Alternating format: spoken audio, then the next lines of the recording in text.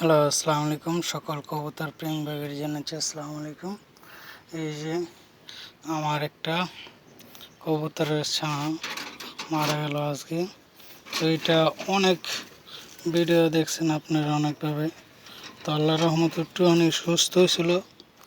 আবার মনে করেন কী বলবো, আমার কথা বলার মতন ইয়া নেই।